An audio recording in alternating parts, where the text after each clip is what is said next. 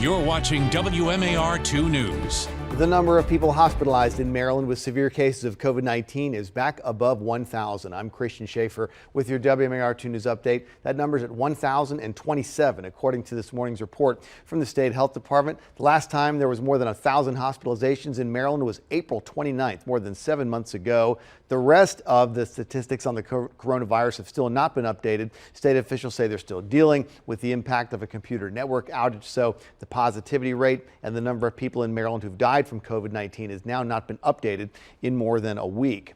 The investigation into a large fire overnight in Annapolis is focused on the balcony of one of the units in that building. The fire started overnight. Fire crews rescued 18 people from that building, which is on Severn Avenue, the Eastport area of Annapolis. It's a 6-story condo, and fire crews say they believe it started on a second-floor balcony. One person suffered smoke inhalation and had to be transported to the hospital. And investigators have identified the couple killed in another fire yesterday morning in Anne Arundel County. 79-year-old Patsy Griffin and her husband, 74-year-old James Griffin, both died in that fire at this home on Thomas Road in Pasadena.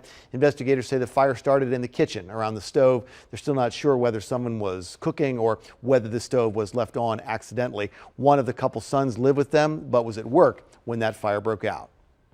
And now from WMAR 2 News, Maryland's most accurate forecast. Well, conditions will be calm but cloudy throughout the afternoon. Temperatures actually make it back up into the lower 50s for most spots across central Maryland, but then things start to turn a little bit dicey this evening. A warm front lifts in and through the area, and that could generate a few spotty showers as we head overnight, but rainfall totals are looking pretty insignificant.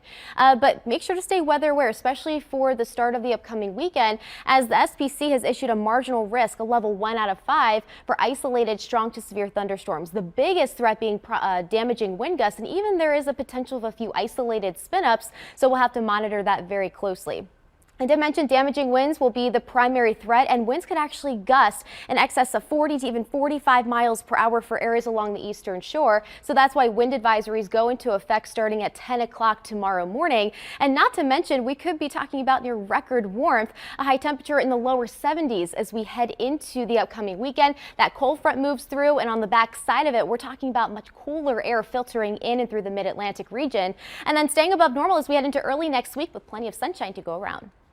Meteorologist Stevie Daniels, thanks very much. Stay with us online at WMAR2news.com all day long for updates on top stories and breaking news. For news and weather on the go, you can download the WMAR2 News app or just follow us on social media at WMAR2 News. Thanks for watching. I'm Christian Schaefer. This WMAR 2 News update is sponsored by Jones Junction.